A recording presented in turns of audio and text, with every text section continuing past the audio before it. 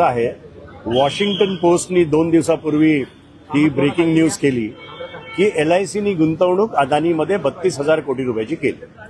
आता टोटल LICची गुंतवणूक अदानीमध्ये 60,000 कोटीची झालेली आहे.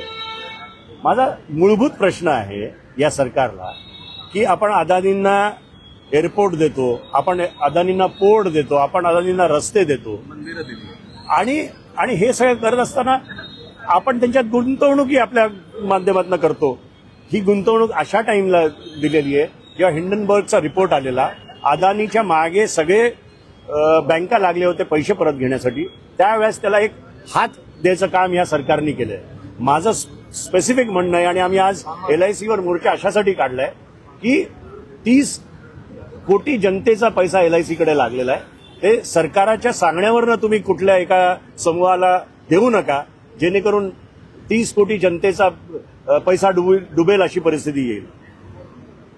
हे प्रामुख्याने आमची मागणी आहे. आज आम्ही LICमध्ये राष्ट्रवादी शरदचंद्र पवार पक्षाच्या वतीने इकडे आलेलो आहे आणि त्यांना हेच सांगणार आहेत की जे डिसिजन्स घ्याल ते इंडिपेंडेंटली घ्या, सरकारच्या सांगण्यावर कुठल्याही एकाला हात देऊ नका. आज तुमच्या सगळ्यांच्या माहितीकरता सांगतो की भारताच्या व्यवस्थेत 3.6% LICची गुंतवणूक पुऱ्या मार्केटमध्ये आहे. असं असताना अदानी सरकारला 60 हजार कोटीचं जर तुम्ही हे केलं आणि कंपनी उद्या उडली तर गरीब माणूस रस्त्यावर येईल. त्यामुळे ह्याचा विचार तुम्ही करावा, असं LICला निवेदन देण्यासाठी आम्ही आज या ठिकाणी आलेलो. पक्ष म्हणून तुम्ही आंदोलन करताय, नागरिकांना काय आवाहन कराल? नागरिकांच्या मोठ्या प्रमाणात या ठिकाणी मला असं वाटतं की सगळ्याच पक्षांना मी आवाहन करीन की 30 कोटी भारतीयांचा पैसा LICमध्ये लागलेला आहे. 30 कोटी भारतीय हे काय राष्ट्रवादीवाले नाही आहेत, हे सगळ्या पक्षाचे लोक आहेत किंवा सगळे भारतातले मतदार आहेत. सगळ्याच पक्षांनी एकत्र आलं पाहिजे आणि हा निषेध सरकारचा करायला हवा. नागरिकांना काय आव्हान करा? नाही, नागरिकांना काय करू शकतो? नागरिकांच्या हातातच काय आहे.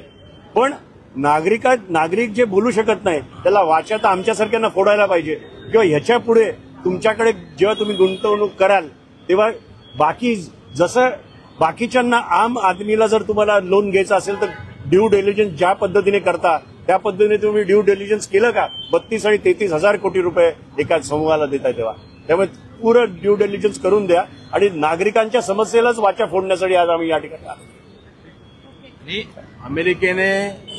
अमेरिकेने आणि इतर संस्थांनी म्हणजे या सरकारमध्ये, या भारत सरकारमध्ये ज्या पद्धतीने मोदींनी म्हणजे या सरकारने अदानीला स्वतःची जावाई करून घेतलाय, ज्या पद्धतीने अदानीने जर देश सोडला ना तर हा देश कोळंबून जाईल पूर्ण. कारण की ज्या पद्धतीने हे सगळे बाकीचे पळून गेलेत ना, यांचे जावाई, सरकारचे जावाई, मोदीचे जावाई.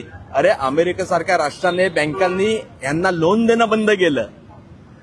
म्हणजे त्यांना एवढी समज आली आहे तर या मोदी सरकारने काय केले, म्हणजे मोदी सरकारने जे LICचे पैसे या अदानींना फिरवलेत, हे कसल्या पद्धतीचे, म्हणजे मोदींनी अदानीला सरकारचा जावाई बनवून टाकला. दुसरं एक तुम्हाला सांगतो की फक्त 1.25 कोटी रुपये LICने गुंतवले होते 1957 मध्ये एका कंपनीत. तर फिरोज गांधी साहेब तेव्हा मेंबर ऑफ पार्लमेंट होते, त्यांनी हाऊसमध्ये हा प्रश्न घेतलेला आणि LICचे चेअरमन, सेक्रेटरी फायनान्स सगळ्यांना राजीनामा द्यायला लागला होता. 1.25 कोटी रुपये 57 मध्ये मोठी गोष्ट होती. आज तीच परिस्थिती आहे.